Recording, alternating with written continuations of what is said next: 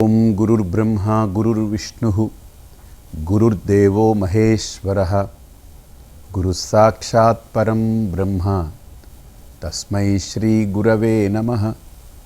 ओम दयानंद चरणौ मनसा स्मरामि दयानंद चरणौ शिरसा नमामि। ओम सदाशिवसमारंभां व्यासशंकर मध्यमां अस्मदाचार्यपर्यन्तां వందే గురు పరంపరాం। ఈరోజు భారతదేశమే కాదు ప్రపంచంలో ఎవరైతే హిందూ ధర్మాన్ని సనాతనంగా వస్తున్నటువంటి ఈ భారతీయ ధర్మాన్ని అనుసరిస్తూ ఉన్నారో వాళ్ళందరికీ కూడా ఒక మహత్తరమైనటువంటి పండుగ, దీన్ని గురు పూర్ణిమ అనేటువంటి పేరుతో మనందరం జరుపుకుంటుంటాం। ఈ గురు పూర్ణిమ అనేటువంటిది ఎందుకు వచ్చింది, ఇది ఎవరి వల్ల వచ్చింది, దీన్ని మనం ఏ రకంగా ఆరాధించాలి అనేటువంటి దాని మీద మనం క్లుప్తంగా చూస్తాం। గురువు అని అంటే మనందరికీ తెలుసు, ఎవరైతే మన జీవితంలో మనకు గుర్తు తెలిపేవాడు గురువు అని చాలా షార్ట్ ఫామ్లో మనకు చెప్తూ ఉంటారు। తత్వజ్ఞానోపదేష్ట గురువు అని ఆదిశంకరుల వారు మనకు స్పష్టంగా చెప్పారు। అంటే ఈ భూమి మీద మనకు సహజమైన జ్ఞానం అనేటువంటిది ఈ ప్రకృతి మనకిస్తుంది। ఉదాహరణకు ఆవు కడుపు నుంచి బయటపడ్డటువంటి దూడకి ఏ చదువు, ఏ గురువు, ఏ తల్లి తండ్రి ఎవ్వరి యొక్క తోడు సహకారం అక్కర్లేకుండగా ఆ దూడ ఆవు పాలని తాగడానికి ఒక గంట వ్యవధిలోనే లేచి నిలబడి ఆవు పాలు ఎలా తాగాలో అది వెతుక్కుంటూ వెళ్తుంది। దానికి ఆ స్థనాన్ని నోట్లో పెట్టుకుని చేపితేనే పాలు వస్తాయని నేర్పింది ఎవరు? ఏ ఆవు నేర్పలేదు, తన తల్లి నేర్పలేదు, ఇంకెవరూ నేర్పలేదు। మరి ఎవరు నేర్పారు దానికి? అలాగనే పుట్టిన బిడ్డకి తల్లి తన పాలనిచ్చేటప్పుడు ఆ శిశువు ఆ పాలని చేపి తాగాలనేటువంటిది ఎవరు నేర్పారు? ఎవరు నేర్పలేదు। కాబట్టి సహజంగా ఈ భూమి మీద బ్రతకడానికి ప్రతి జీవికి కాస్త కూస్త జ్ఞానాన్ని ఈ ప్రకృతి అనేది ఇచ్చింది। అంటే ఒక వ్యక్తి కానీ, ఒక పశువు కానీ, ఒక క్రిమి కీటకం కానీ ఎలా సర్వైవ్ అవ్వాలి, కరోనా దాకా మనకు ఆ క్రిమి కూడా తన్ను తాను బ్రతికించుకునేదానికి ఎక్కడెక్కడికి వెళ్ళి బ్రతకొచ్చో పరివర్తనశీలం పొంది అన్ని రకాలుగా బ్రతకడానికి అది కూడా ప్రయత్నం చేస్తూ ఉంది। కంటికి కనపడనటువంటి నలుసు అంటే ఒక చిన్న క్రిమి దగ్గర నుండి ఒక మనిషి దాకా ఈ భూమి మీద ప్రతిదీ తాను బ్రతకాలి, తన ఉనికిని చాటుకోవాలనేటువంటి ఒక తపన, తాపత్రయము, ప్రయత్నము నిరంతరం జరుగుతూ ఉంటుంది। దానికి సంబంధించినటువంటి జ్ఞానము ఈ ప్రకృతి దానికి ఇస్తుంది। కానీ ఆ జ్ఞానంతో ఒక మనిషి పరిపూర్ణుడు కాలేడు। కాబట్టి అనంతమైనటువంటి ఈ తత్వం ఏదైతే ఉందో, అన్నిటికీ ఆధారభూతమైనటువంటి తత్వం ఏదైతే ఉందో, దాన్ని గ్రహించిన రోజునే మనిషి ఒక పరిపూర్ణత్వాన్ని పొందగలడు। ఎందుకంటే అతను కూడా తను బ్రతకాలి, తను జీవించాలి అనే తపనతో, తాపత్రయంతో పోరాడుతూ ఆరాడుతూ దానికోసమే బ్రతకడం అంటూ చేస్తే అతను ఒక జీవిలాగా, ఒక పశువులాగా, ఒక క్రిమిలాగా అతను కూడా సమానుడే। కాబట్టి మనిషి వీటన్నిటికంటే విలక్షణంగా నేను అనేటువంటి ఆ అంశం ఏదైతే ఉందో, ఒక ప్రత్యేకమైన అంశం, ఆ అంశానికి వెనక ఉన్నటువంటి పరమ కారణాన్ని వెతకడమే మన గురువులు మనకు నేర్పినటువంటి విద్య, ఆధ్యాత్మిక విద్య। ఆ ఆధ్యాత్మిక విద్య ద్వారా ఒక వ్యక్తి ఒక శక్తిగా మారుతున్నాడు. ఇప్పుడు ఏదైనా ఒక జీవి ఈ భూమి మీద పుడితే ఆ జీవిగానే బ్రతికి ఆ జీవిగానే చనిపోతుంది. కానీ మనిషిగా పుట్టినటువంటి ఒక వ్యక్తి ఆధ్యాత్మిక సాధన ద్వారా ఒక శక్తిగా, ఇక నోమోర్ వ్యక్తి, అతను బయటికి వ్యక్తిగా కనిపిస్తున్నప్పటికీ కూడా ఒక మహాశక్తిగా తనలో ఆ ఎదుగుదల కలిగి ఈ దేహాన్ని విడిచిపెట్టే సమయానికి అతను ఒక పరిపూర్ణత్వాన్ని పొంది పరిపూర్ణ సిద్ధితో అతను నిష్క్రమిస్తున్నాడు. సో ఇది మన ఆధ్యాత్మిక సాధన మనకు నేర్పేటువంటిది. ఈ ఆధ్యాత్మిక సాధనలో మనకు ప్రధానంగా మనం మొట్టమొదటి అడుగు ఏంటనంటే, ఈ ఆధ్యాత్మికతలో మనం అడుగు పెట్టడానికి కారణం ఏ గురువులైతే, ఏ ఋషులైతే, ఏ మహర్షులైతే జీవితాల్ని త్యాగం చేసి తపస్సు ద్వారా అమూల్యమైన సంపదను మనకు అందించారో, దాన్ని మన దాకా కొనసాగించడానికి మధ్యలో ఎవరు కారకులయ్యారో, అంటే అంతకుముందు కొన్ని వేల మంది, లక్షల మంది తపస్సంపన్నులు ఈ భూమిపై పుట్టి ఈ జ్ఞానాన్ని, మహా అద్భుతమైనటువంటి జ్ఞానాన్ని ఆవిష్కరించి వెళ్ళిపోయారు. కానీ వాటన్నిటినీ పోగు చేసి రాబోయే మానవాళికి దీన్ని ఒక ఛానలైజ్ చేసి, అంటే దీనికి ఒక విధానాన్ని ఏర్పాటు చేసి అందించాలనేటువంటి ఒక మహాసంకల్పం జరిగింది ద్వాపర యుగంలో వేదవ్యాస మహర్షి యొక్క రూపంలో. అందుకే మనకు గురు పరంపరలో ఎంతమంది ఋషులు, మునులు, తపస్సంపన్నులు ఉన్నప్పటికీ మనము వ్యాసుడిని ఎందుకు మనం ఆదర్శంగా తీసుకుంటామనంటే, వాళ్ళెవరో వాళ్ళ పేర్లు కూడా మనకు తెలియదు. వాళ్ళందరూ జ్ఞానాన్ని సముపార్జన చేసి వాళ్ళు దాన్ని ఆస్వాదించి దాన్ని అనుభూతి పొంది మనకు అప్పచెప్పి వెళ్ళిపోయారు. తర్వాత తరాలకి వాళ్ళ పేర్లు, ఊర్లు కూడా తెలియవు. అది మన భారతీయత యొక్క విశిష్టత. వాళ్ళెక్కడ వాళ్ళ పేరు రాసుకోలేదు. ఈరోజు మనం ఒక పుస్తకం వచ్చేస్తే మన పేరు రాసేస్తాం, పెద్ద పేరు. పుస్తకం టైటిల్ కంటే మన పేరు పెద్దది ఉంటుంది. ఇంకోటి, సర్వ హక్కులు రచయితలు అని రాసేస్తాం. చూడండి, ఆనాడు వాల్మీకి సర్వ హక్కులు నావని రాసుకుంటే ఈరోజు ఇంకొకటి రామాయణం చిత్రీకరణ చేస్తాడా? రామాయణ గ్రంథం ఎవరన్నా ఇంకొకళ్ళు దాని మీద కామెంట్ రాయగలరా? భాగవతం మీద వ్యాసుడు, భారతం మీద వ్యాసుడు, ఉపనిషత్తుల మీద వ్యాసుడు, బ్రహ్మసూత్రాల మీద వ్యాసుడు, భగవద్గీత మీద వ్యాసుడు, పురాణాల మీద వ్యాసుడు. ఇదంతా నాదే, పేటెంట్ నాది, ఎవడు దీన్ని ముట్టుకుంటే కూడా వాడికి నేను ఊరుకోను అనేటువంటిది హక్కులని కనుక వాళ్ళు ఆ రోజు పొంది ఉంటే ఈరోజు మన దాకా వచ్చి ఉండేది. మనకు బుక్ కూడా లేదు. మామూలు బీఓఓకే బుక్ ఉండదు, తినడానికి బుక్కు లేదు. సో కాబట్టి వాళ్ళు హక్కుల కోసం ఏ రోజు కూడా ఆ జ్ఞానాన్ని వాళ్ళు పంచలేదు సమాజానికి. హక్కుల కోసం వాళ్ళు ఏమాత్రము వాళ్ళు ఆలోచించలేదు. వాళ్ళు మానవాళి యొక్క ఉద్ధరణ కోసం ఆలోచించి వాళ్ళు ఏదైతే వాళ్ళు పొందారో వాటిని ఉచితంగా అందరికీ పంచిపెట్టారు. అయితే కాలాంతరంలో ఇది ఎక్కడెక్కడో విస్తరించి ఉన్నటువంటిది, అందరికీ అన్ని అందుబాటులో లేకుండా కొన్ని ప్రాంతాల్లో మాత్రమే లభించేలాగా ఇవన్నీ అలా ముక్కలు ముక్కలుగా పడున్నటువంటి దాన్ని ఒక్కటిగా చేసి భారతీయ తత్వశాస్త్రాలన్నింటినీ ఒక రూపాన్నిచ్చి దానికి ఒక అద్భుతమైనటువంటి ఒక భావుకతను దానికి జోడించి మనకు 4 వేదాలు కానీ, అలాగనే ఉపనిషద్ భాగాలు కానీ, భగవద్గీతగా మనకు ఆవిర్భవించినటువంటి ఒక మహా గ్రంథాన్ని కానీ, అలాగే మనకు ఆయన శిష్య పరంపరలో వచ్చినటువంటి జైమిని లేకపోతే ఇత్యాది ఎందరో శిష్యులు ఎవరైతే ఉన్నారో వాళ్ళు కర్మపరమైనటువంటి శాస్త్రాలు, ఆగమాలు, స్మృతులు ఇలాగ తీసుకొచ్చి,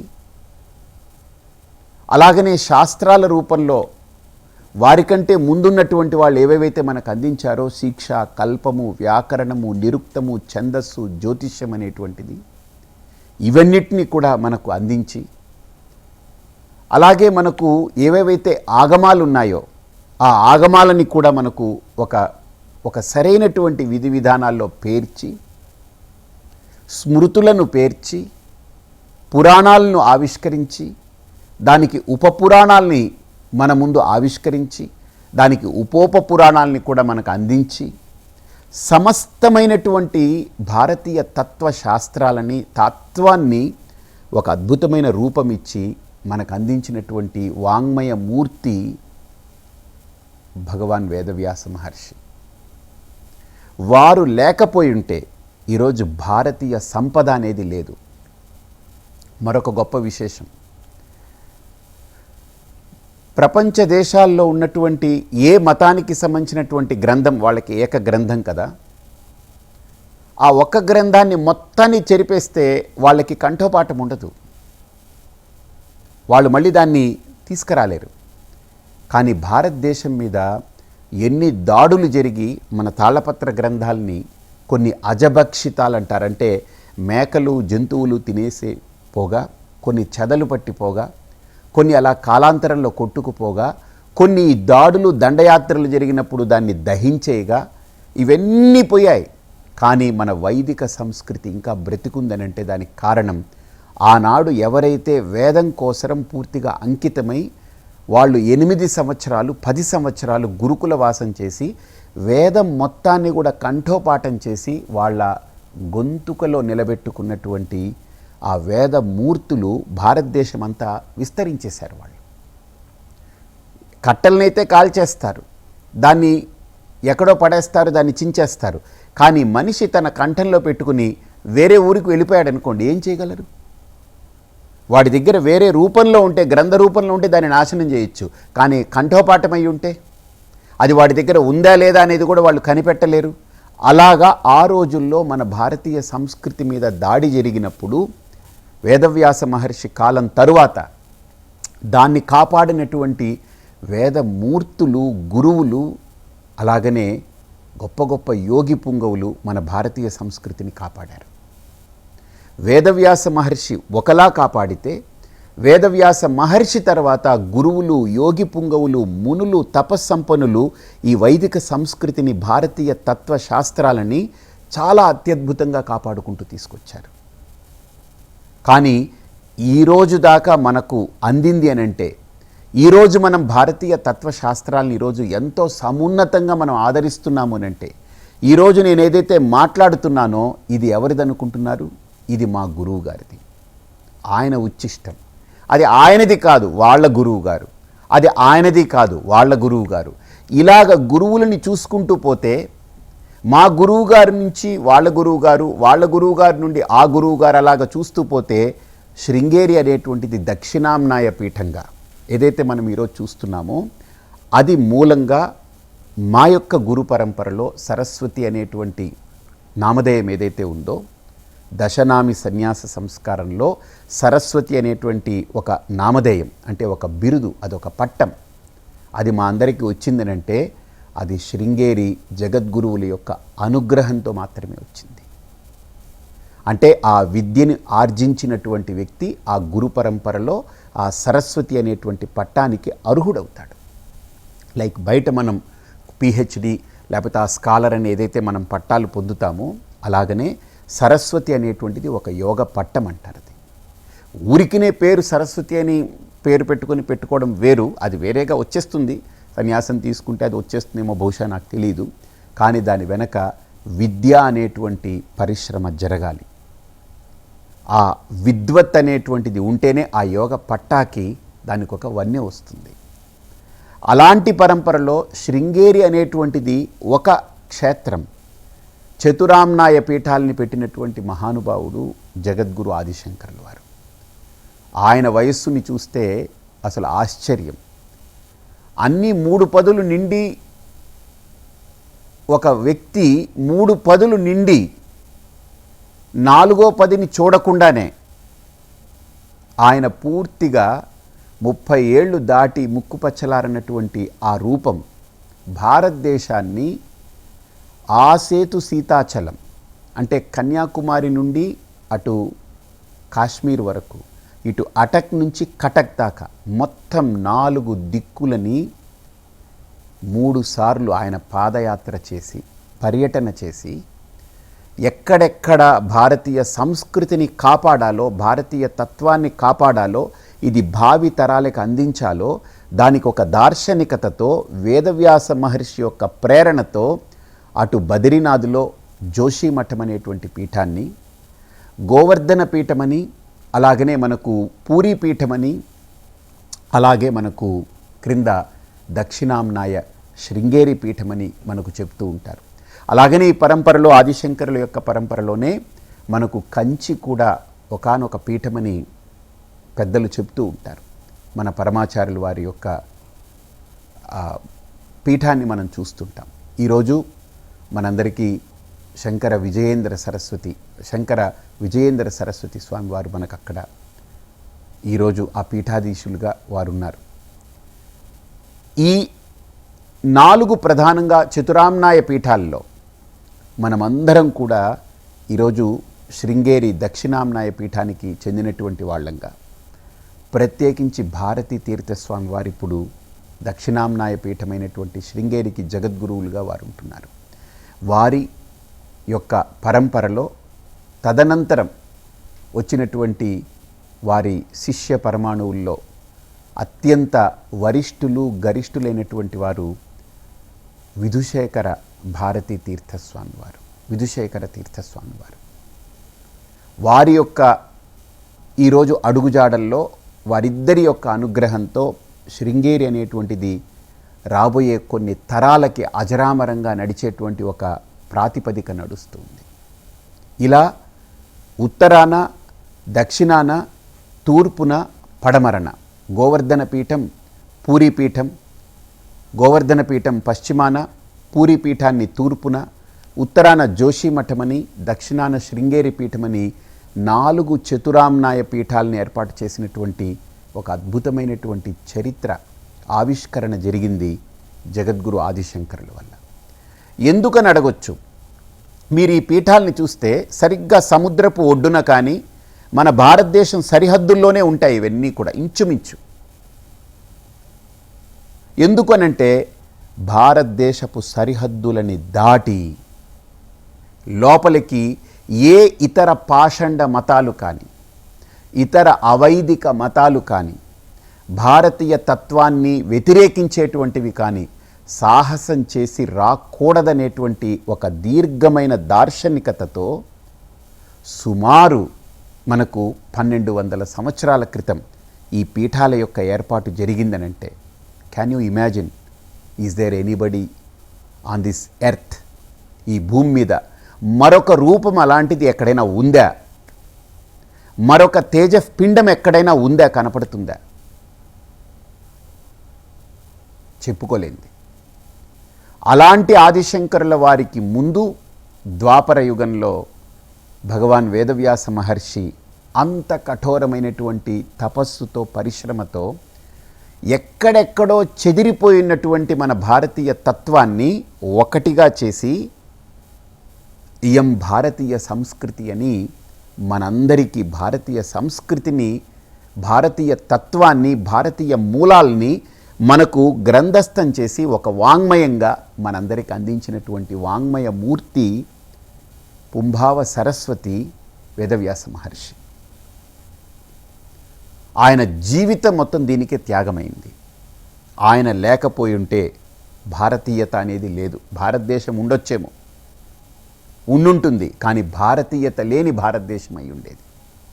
కాబట్టి ఈరోజు భారతీయత ఈ భారతదేశానికి ఆత్మ. ఆ ఆత్మని మళ్ళీ పునఃప్రతిష్ఠించినటువంటి మహానుభావుడు వేదవ్యాస మహర్షి. అందుకనే వారిని స్మరిస్తూ వారి తదనంతరం ఈ గురు పూర్ణిమ అనేటువంటిది మనకు వచ్చింది. దానికి మరో కారణం కూడా మన పెద్దలు చెప్తూ ఉంటారు. ఏంటనంటే, వేదవ్యాస మహర్షి వారు ఈ భారతీయ వాంగ్మయాలన్నింటినీ కూడా క్రోడీకరించి వాంగ్మయ రూపంలో అందించి చివరికి బ్రహ్మసూత్రాలని, ఆఖరిగా బ్రహ్మసూత్రాలని తొలి ఏకాదశి అంటే ఇప్పుడు గురు పూర్ణిమ ఈరోజు అయితే దీనికి 4 రోజుల ముందు తొలి ఏకాదశి నాడు ఈ బ్రహ్మసూత్రాల్ని పూర్తి చేసి ఆయన ఈ జాతికి అంకితం ఇచ్చారు. ఆయన బ్రహ్మసూత్రాలు అనంటే సాక్షాత్తు పరమాత్మ యొక్క యథార్థమైన తత్వాన్ని ఫార్ములాస్ రూపంలో మనకు అందించారు. సూత్రము అనంటే ఫార్ములాస్, అది అనిర్వచనీయమైనటువంటి సూత్రాలు. భారతీయ వాంగ్మయాల యొక్క మొత్తం సారాన్ని బ్రహ్మసూత్రాల్లో పెట్టారు ఆయన. అది తొలి ఏకాదశి నాడు మనకు ఈ పూర్ణిమ, ఆషాఢ పూర్ణిమకి ముందు తొలి ఏకాదశి నాడు మనం తెలుగు ఏకాదశి అంటాం, దాన్ని శయన ఏకాదశి అని అంటాం. అప్పుడు పూర్తి చేసి ఆయన ఈ జాతికి అంకితం ఇచ్చారు. అందుకనే తొలి ఏకాదశి నాడు అంకితం ఇచ్చినటువంటి ఆ బ్రహ్మసూత్రాలని, దాన్ని ఆ వాంగ్మయాలన్నింటినీ కూడా క్రోడీకరణ జరిపి దాన్ని ఒక సమున్నతంగా మనకు అందించినటువంటి సంస్కృతి కాబట్టి ఆ తదుపరి వచ్చినటువంటి పూర్ణిమను వ్యాస పూర్ణిమగా మనకు పెద్దలందరూ కూడా చెప్తూ ఉంటారు. అలాంటి గురు పూర్ణిమ వ్యాసుడి ద్వారా మనకు ఆరంభమైంది. ఇది ఎవ్వరిది కాదు, ఇది సాక్షాత్తు వేదవ్యాస మహర్షి ద్వారా ప్రారంభమైనటువంటి పరంపర ఇది. ఆ పరంపరలో వేదవ్యాస మహర్షి మనకు అందించినటువంటి సమస్తమైన తత్వము ఎలా, ఆయన మనకు అందించినటువంటి అద్వైత సారము, వేదవ్యాస మహర్షి భగవద్గీత మనకు ఏదైతే అందించారో దాని ధ్యాన శ్లోకాలు మనందరికీ తెలుసు. ఆయన ఆ భగవద్గీతలో ఆయన రాస్తూ అద్వైతామృత వర్షిణీం భగవతీం అష్టాదశాధ్యాయినీం అంబా త్వాం అనుసందధామి భగవద్గీతే భవద్వేషిణి పార్థాయ ప్రతిబోధితాం భగవతా నారాయణేన స్వయం వ్యాసేన గ్రథితాం పురాణమునినా మధ్యే మహాభారతం అద్వైతామృతవర్షిణీం భగవతీం అష్టాదశాధ్యాయినీం అంబా త్వాం అనుసందధామి భగవద్గీతే భవద్వేషిణి. అంటే ఆయన ఈ భగవద్గీత అనేటువంటిది సాక్షాత్తు శ్రీ మహావిష్ణువు శ్రీకృష్ణుడి రూపంలో అర్జునుడికి మనందరినీ ఉద్దేశించి బోధించినటువంటి ఒక ఉత్కృష్టమైన గ్రంథం. ఆ గ్రంథము యొక్క సారము అద్వైత అమృతాన్ని మనందరికీ పంచాడు ఆయన. ఆ అద్వైత అమృతాన్ని భగవద్గీత ద్వారా సమాజానికి అందిస్తున్నాను. ఆ అద్వైత తత్వమే బ్రహ్మసూత్రాల్లో ఉంది, ఆ అద్వైత తత్వమే ఉపనిషత్తుల్లో ఉంది, ఆ అద్వైత తత్వమే వేద ప్రతిపాదితమైనటువంటిది. ఇది కాదని ఎవరు వాదించినా ఒక మూర్ఖవత్ ఉపేక్షణీయ, ఇంకా వాళ్ళని మనం ఏం అనుకోక్కర్లే, ఒక మూర్ఖుడు అనుకుని పక్కన పెట్టాడు. సాక్షాత్తు వేదవ్యాస మహర్షే దానికి ముద్ర వేసిన తర్వాత అది కాదు, అవును, ఇలాగా, మాది, మీది ఎన్ని పక్కన పెట్టేస్తాం. ఇంకా దాన్ని అదొక మూర్ఖత్వం అనుకోవడం పక్కన పెట్టాడు. కాబట్టి సకల భారతీయ తత్వశాస్త్రాలు తత్తు సమన్వయాత్ తస్మిన్నేవ పరబ్రహ్మణి సమన్వయ తత్తు సమన్వయ. అంటే ఆ పరమాత్మ తత్వంలో అంత విలీనమయ్యి అన్నీ కూడా ఏకమై భాషించేటువంటి ఆ స్థితిని అద్వైతం అనేటువంటిది మనకు ప్రతిపాదన చేస్తుంది. కాబట్టి అద్వైతం అనేది ఆదిశంకరులు తయారు చేశారనేటువంటి వాదన పొరపాటు.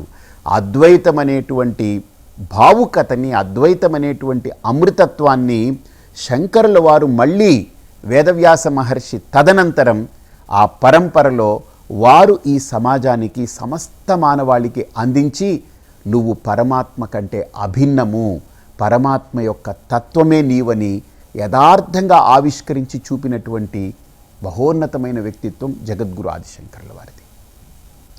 అలాంటి వ్యక్తిత్వాన్ని, అలాగే వేదవ్యాస మహర్షిని స్మరిస్తూ మనం ఈ గురు పరంపరని స్మరిస్తాం. అయితే ఈ వేదవ్యాస మహర్షిని స్మరించే ముందు, అంటే ఆదిశంకరుల వారిని స్మరించడానికి ముందు వేదవ్యాస మహర్షిని స్మరించడానికి ముందు మనం మరో గురువుల్ని, ఇద్దరిని స్మరించాలి. వీళ్ళ నలుగురిని మనం స్మరిస్తే గురు పరంపర అనేటువంటిది పూర్తి అవుతుంది. ఆ నలుగురు ఎవరకు? గురు పరంపరలో ఒక మంచి శ్లోకాన్ని మన పెద్దలు చెప్తుంటారు. కృతేతు దక్షిణామూర్తి త్రేతాయాం అత్రినందనః ద్వాపరే భగవన్ వ్యాసః కలౌ నః శంకరః స్మృతః. అంటే మనకు 4 యుగాలని మన వాళ్ళు చెప్తుంటారు. దాంట్లో మొట్టమొదటి యుగము కృతయుగము, అంటే సత్యయుగమని. సత్యయుగం అంటే ఎలా ఉండేదనంటే ఆనాడు సత్యమే సమాజాన్ని నడిపింది. That's why సత్యయుగం. ఇది కలియుగం అని ఎందుకు వచ్చిందనంటే దానికి విరుద్ధంగా ఉంటుంది. ఎందుకనంటే అది విరుద్ధంగా ఉంటేనే 4వ యుగం అనేటువంటిది వస్తుంది, లేకపోతే ఎందుకు వస్తుంది? అదే యుగం కంటిన్యూ అవుతూ ఉంటుంది. ఇక్కడ అసత్యము సత్యాన్ని తొక్కి పెట్టాలని చూస్తుంటుంది. అక్కడేమో అసత్యము చాలా తక్కువ పర్సంటేజ్ మైనారిటీలో ఉంటుంది, సత్యం మెజారిటీలో ఉంటుంది. ఇక్కడ అసత్యం మెజారిటీ ఉంటుంది, సత్యము మైనారిటీగా ఉంటుంది. మరి ఎంత ఫైట్ చేయాలి చూడండి. అందుకే చాలామంది అంటుంటారు, మేము మంచిగా ఉన్నా, మేము మంచి పనులు చేస్తున్నా, మేము ఎలా ఉన్నా ఎందుకండి దేవుడు మాకు ఇలాంటి శిక్షలు వేస్తాడు? వాడు అబద్ధాలు చెప్తాడు, దగాకోరు, వాడు దోపిడీగాడు, వాడు దోచేస్తాడు, వంచిస్తాడు, వాడు వెన్నుపోటుదారు, వాడు కుట్రదారుడు, వాడు అసలు మంచోడే కాదు, వాడికి ఎందుకండి కలిసి వస్తుంది? కలియుగ ప్రభావం కూడా ఉంటుంది దాంట్లో. రెండోది వాడి కర్మ యుగము, యుగ ధర్మము రెండూ ఉంటుంది. ఇప్పుడు మనం ఒక లగ్జరియస్ బస్సులో వెళ్తున్నాం అనుకోండి, కుదుపులు ఉండవు. అదే మనకు మామూలు డబ్బా బస్సులో ఎక్కి కూర్చున్నాము, అసలే కింద మన రోడ్లు తెలుసు కదా, కొన్ని గతుకులు మిట్ట పల్లాలు ఉంటాయి. అది ఎగుడు దిగుడుగా వెళ్తున్నప్పుడు ఆ బస్సులో వెళ్తుంటే అలానే ఉంటుంది. ఒకవేళ రోడ్ అలా ఉన్న ఒక లగ్జరియస్ బస్సులో వెళ్తే కుదుపు ఉండొచ్చేమో కానీ దానంత ఘోరంగా ఉండదు. అలాగే యుగ ధర్మం కూడా అది ఉంది. కానీ ఈ యుగంలో సత్యం వైపు నిలబడి, మంచి వైపు నిలబడి, దానికోసం ఆలోచించి, దానికి 10 మంది కోసం ఆలోచించడం, 10 మందికి ఏదైనా చేయాలనుకోవడం, ఆ 10 మంది గుర్తించను కూడా గుర్తించరు, అయినా పర్వాలేదు నేను చేయాలనుకుని నిలబడడం అనేటువంటిది ఒక పెద్ద పోరాటం, అది ఒక పెద్ద యుద్ధమే అది. ఎందుకంటే మనం వాళ్ళ గుర్తింపు కోసం చేయట్లేదు. కొన్ని సందర్భాల్లో వాళ్ళు తప్పుగా కూడా తీసుకోవచ్చు, అయినా నేను నిలబడతాను అని నిలబడగలడం అనేటువంటిది ఒక పెద్ద యుద్ధం. అది అంతర్యుద్ధం జరుగుతుంది దానికి. ఆ యుద్ధంలో గెలుపొందిన వాడే బయట కూడా దాన్ని నిలబెట్టుకోగలడు. కాబట్టి సత్యయుగం అనంటే సత్యమే అక్కడ రాజ్యమే లేదు. అయితే సత్యయుగం నుంచి త్రేతాయుగానికి వచ్చేటప్పటికి ఏమైపోయిందనంటే అక్కడ ఆ సత్యం అనేటువంటిది 3 పాదాలకు వచ్చేసింది. అక్కడ 4 పాదాలు ఉండేది కృతయుగంలో. కృతం సత్యం 4 పాదాలతో ఉండేది. త్రేత అనే దగ్గరికి వచ్చేటప్పటికి 3 పాదాలకు వచ్చింది. అందుకే కదా తనది కాని వాటి మీద మోజు పెంచుకోవడం, తనది కాని వాటిని ఏ రకంగా దోపిడీ చేసుకోవాలనేటువంటి ఆలోచన రావణాసురుల్లో బయలుదేరిందనేటువంటి ఉపమానం మనకు త్రేతాయుగంలో మనం చూపిస్తాం. దాన్ని ఖండించడానికి రాముడి యొక్క రూపంలో అది ఆవిష్కృతమైందనేది మనం చెప్తాం. రామో విగ్రహవాన్ ధర్మ సాధు సత్య పరాక్రమ.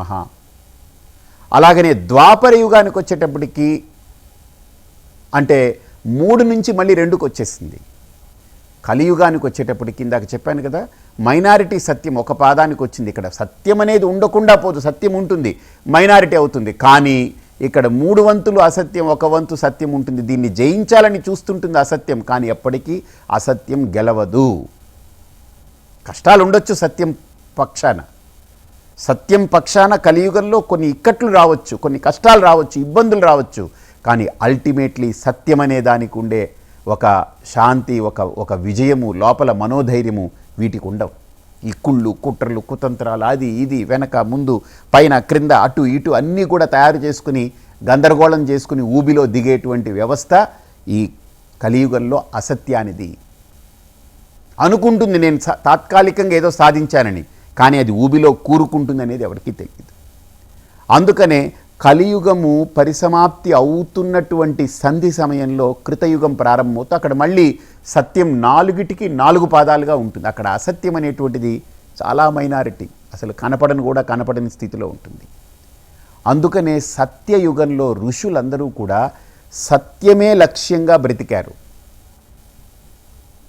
ఆ సత్యమేమిటి? పరమాత్మతత్వం. అందుకనే ఆ స్థితిలో ఋషులు బ్రతికినటువంటి జీవన విధానానికి దక్షిణామూర్తి గురువుగా ఆ యుగానికి ఆ ఋషులందరికీ మార్గదర్శనం చేశారు. దక్షిణాభిముఖ మూర్తి స దక్షిణామూర్తి అంటే దక్షిణాభిముఖంగా ఆయన కూర్చుని ఆయన దక్షిణాన్ని చూస్తూ, ఆయన చూసే వాళ్ళందరూ కూడా ఉత్తరం దిక్కు కూర్చుని ఉతుతర అంటే తరింపజేసేటువంటి తత్వాన్ని ఆయన చిన్ముద్రతో బోధించారనేటువంటిది.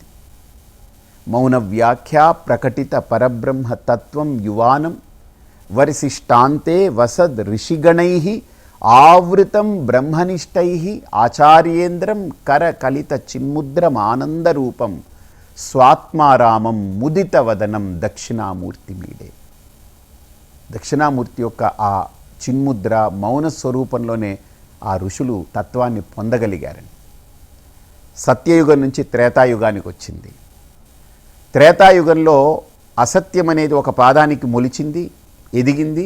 సత్యం అనేది 3 పాదాలకు పడింది. కాబట్టి అక్కడ గురువు మౌనంతో ఉంటే సరిపోదు. కాబట్టి ఆచరణ ద్వారా దాన్ని ఆచరిస్తూ నడుస్తూ అందరికీ చూపించాలి. కాబట్టి 24 మంది గురువులు ఉన్నారు నాకు అని దత్తాత్రేయ స్వామి వారు ప్రతి దాంట్లో ఆ గురుతత్వాన్ని ఆవిష్కరించినటువంటి మహాగురువు, జగద్గురువు, విశ్వగురువు, ఆనాటి పరమగురువు దత్తాత్రేయ స్వామి వారు. త్రేతాయుగంలో త్రేతాయాం అత్రినందన, ద్వాపరే భగవన్ వ్యాస. ద్వాపర యుగానికి వచ్చేటప్పటికి ఇది చెప్పుకుంటూ పోతే కాదు, వీటన్నిటినీ ఒక వాంగ్మయ రూపంలోకి తీసుకురావాలి. అంటే వీటన్నిటినీ డాక్యుమెంట్ చేయాలి. వీటన్నిటికీ ఒక వాంగ్మయ రూపం ఇవ్వకపోతే భవిష్యత్తులో ఏమిటి ప్రమాణం, దీనికి ఏమిటి కారణం, ఇది ఎక్కడి నుంచి వచ్చిందని అడుగుతారు. కాబట్టి వాళ్ళ ముందు దీన్ని ప్రస్తుతించి పెట్టడానికి ఒక డాక్యుమెంటేషన్ జరగాలని సమస్త భారతీయ తత్వాన్ని, ఆ సత్యాన్ని, ఆ అమృతాన్ని వాంగ్మయ రూపంలో మన ముందు పెట్టారు. అందుకే దానికి పేరు భగవద్గీత అన్నా, ఉపనిషత్తులన్నా, ఆగమములన్నా, స్మృతులన్నా, శాస్త్రములన్నా, వేదములన్నా, ఇతిహాసములన్నా, పురాణమన్నా, కావ్యమన్నా, నాటకములన్నా, అలంకారాలన్నా, ఇలా రకరకాల పేర్లతో మన వాంగ్మయాలన్నీ కూడా అద్భుతంగా అలరారుతూ ముందుకు తీసుకొచ్చినటువంటి పుంభావ సరస్వతి వాంగ్మయ మూర్తి వేదవ్యాస మహర్షి. ఆ తరువాత కలియుగం వచ్చింది. 3 పాదాల సత్యానికి మొలిచింది, 1 పాదం సత్యానికి పడింది. అందుకనే కలియుగంలో సత్యం పక్షాన నిలబడడం కరువు అవుతుంది. ఆ సందర్భంలో మరో అవతరణ ఈ భూమి మీద జరిగింది. అద్వైతమూర్తిగా ఆదిశంకరులు. ఆ అద్వైతమూర్తిగా ఆదిశంకరులు పై 3 పరంపరలకు చెందినటువంటి 3 అనుగ్రహంతో, ఆశీస్సులతో వారి భూమి మీదకు వచ్చి భారతదేశం ఆసేతు సీతాచలం, ఆ ముక్కు పచ్చలారని వయస్సులో వారు 3 సార్లు తిరిగి భారతీయ తత్వాన్ని, భారతీయ సంస్కృతిని తనదైనటువంటి శైలిలో ప్రతిపాదన చేసి, ప్రతిష్టాపన చేసి ఆయన దేహాన్ని విడిచిపెట్టారు. 100 ఏళ్ళు బతకడం ఏంటండి? బతికితే ఎంతకాలం బతికామని కాదు, బతికినంత కాలంలో మనం ఏం చేశాం గొప్పతనమని. 100 ఏళ్ళు బతికాము దానివల్ల గొప్ప కాదండి. అఫ్కోర్స్ 100 ఏళ్ళు బతకడం తప్పని కాదు. సో ఇక్కడ ఆయన బ్రతికిన ఆ తక్కువ సమయంలో, అంటే ఒక మహాశక్తి ఎప్పుడైనా తక్కువే ఉండాలండి భూమి మీద. ఎప్పుడైనా భగవంతుడి యొక్క అవతరణ కూడా అలా జరుగుతుంది, పని అయిపోతుంది, వెళ్ళిపోతుంది. కానీ వాళ్ళు 100 సంవత్సరాలు ఉండాలి, 200 ఏళ్ళు ఉండాలని ఉండరండి వాళ్ళు. భగవద్ అవతరణ ఆ క్షణానికి అంతే, ఆ సందర్భానికి అంతే. అవతరణ జరగాలి, వెళ్ళిపోవాలి. అలాగనే పరమ గురువుల యొక్క పరమ తత్వము ఒక గురు రూపాన్ని పొందినప్పుడు ఆ అవతరణ కూడా అత్యల్పకాలం అది జరుగుతుంది, చేస్తుంది, దాని పని పూర్తి చేసి వెళ్ళిపోతుంటుంది. ఇక్కడ ఉండదు, వేలాడదు, అది వెళ్ళిపోతుంటుంది. అలాంటి ఈ కలియుగంలో మనకందరికీ కూడా జగద్గురువులు ఆదిశంకరాచార్యులు వారు. వారి పరంపరలో 4 పీఠాలు. ఆ 4 పీఠాల యొక్క అనుసంధానంగా శృంగేరి దక్షిణాంనాయ పీఠం. మనందరికీ తెలుసు శృంగేరి అనేటువంటిది ఎందుకు ఎంచుకోబడిందని. ఆదిశంకరుల వారు నడిచి వెళుతూ ఎక్కడైనా ఒక క్షేత్రాన్ని ఏర్పాటు చేయాలి, ఒక పీఠాన్ని ఇక్కడ స్థాపన చేయాలని అలాగ నడిచి వెళుతున్నప్పుడు అక్కడ ఒక కప్ప ప్రసవిస్తూ ఉంది. ప్రసవిస్తూ ఉంటే పైనుంచి గద్దలో లేకపోతే అవో ఇవో ఏవో చూసి దాన్ని తినాలని చూస్తాయేమో అని వర్షం పడుతూ ఉంటే ఒక పాము వెళ్ళి దానికి పడగ విప్పి దానికి నీడనిచ్చింది. ఏది దాన్ని చూడకుండా ఉండేలాగా ఆ కప్పని కాపాడి ఆ కప్ప ప్రసవించిన తర్వాత వెళ్ళిపోయింది. అంటే ఎక్కడైతే తనకు ఆహారంగా వేటాడుతూ తన ఆహారాన్ని కూడా దాన్ని రక్షించాలి, దాన్ని భక్షించకూడదనేటువంటి ఆలోచన వచ్చిందో పాములో, అలాంటి ఒక సుహృద్భావ వాతావరణం, అలాంటి ఒక మైత్రి వాతావరణం ఇక్కడ పీఠం పెట్టడానికి యోగ్యత అని గుర్తించి ఆ మహానుభావుడు అక్కడ తపస్సు చేస్తే అక్కడ వెలిసింది దక్షిణాంనాయ పీఠం శృంగేరి. దానికి సురేశ్వరాచార్యుల వారిని ఎక్కడ వారు మండన మిశ్రుడు, ఎక్కడ కాశీ ఉత్తర భారతదేశంలో ఉన్న వ్యక్తిని తీసుకొచ్చి ఇక్కడ పెట్టారు. అంటే ఆ రోజే చూడండి ఇన్ఛార్జ్షిప్ ఎలా ఇచ్చారో, అక్కడ ప్రాంతానికి ఇవ్వలేదు ఆయన్ని. ఆయన ఎందుకు ఇక్కడ తీసుకొచ్చి పెట్టారనంటే ఇక్కడ సంస్కృతి, ఇక్కడ విధానాలు తెలుసుకోవాలి. ఆయన మేధా పటిమ అప్పుడే అక్కడ పదునెక్కుతుంది. ఎందుకంటే ఇక్కడ వాళ్ళు ఆయన అంగీకరించాలి అని అంటే ఆయనలో కూడా ఆ శక్తి సామర్థ్యాలు ఉండాలిగా. ఊరికినే శంకర్లు పెట్టారని ఏదో నెపోటిజం దాగా వచ్చింది కాదది, వారసత్వంగా అలా వచ్చేసింది కాదది. ఆ స్పర్ధ, ఆ శక్తి, ఆ స్ఫూర్తి, ఆ తపస్సు, ఆ బలము, ఆ తేజస్సు, ఆ వైరాగ్యము, ఆ జ్ఞానము ఇవన్నీ ప్రదర్శించాలి. అప్పుడే జగద్గురు పీఠానికి అర్హులవుతారు. అంతేగాని అమ్ముడు పోతే ఎలా జగద్గురువు అవుతాం? మనం సేల్కి రెడీగా ఉన్నాం అనుకోండి, దానికి అమ్ముడు పోతే ఎలాగ జగద్గురువు అవుతాం? కాబట్టి అది జగత్తులో ఒక గురువు అంతే. అంటే ఎవరి మటుకు వాళ్ళు మాకు ఒక గురువు ఉంటారని చెప్పుకొని పోర్ట్రే చేసుకుని దాన్ని దేని రకంగా దాన్ని వాడుకునే దానికి ఉపయోగించుకునే దానికి పనికొస్తామేమో. కానీ జగద్గురు పీఠానికో జగద్గురు స్థానానికో ఇన్ని లక్షణాలు ఉండాలి: జ్ఞానము, వైరాగ్యము, ప్రతిభ, కౌశల్యము, ఇవన్నీ ఉండాలి. ఊరికి ఇవన్నీ వదిలేసాం సన్యాసి మాకు ఇవేం లేదంటే కుదరదు. ఇవన్నీ ఉండి వాటికి విలక్షణంగా ప్రకాశిస్తూ ఉండాలి. ఆ తేజస్సంపన్నత, ఆ వాక్శుద్ధి, మంత్రసిద్ధి ఇవన్నీ ఉండాలి జగద్గురు స్థానానికి. వాటన్నిటిని మనం పొందగలిగాము. అలాంటి రూపాలు మన మధ్యలో సంచరించాయనంటే అలాంటి పరంపరలో వచ్చినటువంటి శృంగేరికి అనుసంధానంగా గురువుల ద్వారా అలాగా వస్తూ వస్తూ మాకు శివానంద సరస్వతి అనేటువంటి ఒక యతీశ్వరుల యొక్క అనుగ్రహంతో చిన్మయానంద సరస్వతి అని వారు రావడం, వారి ద్వారా దయానంద సరస్వతి స్వామి వారు మా గురువుగారు వారు ఈ భూమి మీద వారు అవతరించడం, వారి యొక్క అనేక శిష్య పరమాణువుల్లో కోటాను కోట్ల మందిలో లక్షలాది మందిలో నాకు అవకాశం వారికి పాదాల దగ్గర ఉండి వేదాంతము ప్రస్థానాన్ని వినగలిగే అదృష్టం నాకు కలగడం, ఇలాగా మా గురువుగారు దయానంద సరస్వతి స్వామివారు, వారి గురువుగారు చిన్మయానంద సరస్వతి స్వామివారు, వారి గురువుగారు శివానంద సరస్వతి స్వామివారు, వారికి ఆ గురు పరంపరలో వారు దక్షిణాంనాయ నుంచి సన్యాసం తీసుకుని అక్కడ శృంగేరికి అనుసంధానమైన వారు, ఆ శృంగేరి పరంపరలో సురేశ్వరాచార్యుల వారు, ఆ సురేశ్వరుల యొక్క పరంపరలో వారు ఆదిశంకరుల వారి యొక్క అనుగ్రహంతో అది ఏర్పడింది. ఆదిశంకరుల వారు వేదవ్యాసం గోవిందపాదుల వారు, వారి గురువు గౌడపాదుల వారు, వారి గురు అలాగ చూసుకుంటూ పోతే వేదవ్యాస మహర్షి దాకా, అక్కడి నుంచి ముందుకెళితే దత్తాత్రేయ స్వామి, అక్కడి నుంచి ముందుకెళితే మనకు దక్షిణామూర్తి. అందుకనే సదాశివ సమారంభాం వ్యాస శంకర మధ్యమాం అస్మదాచార్య పర్యంతాం వందే గురు పరంపరాం.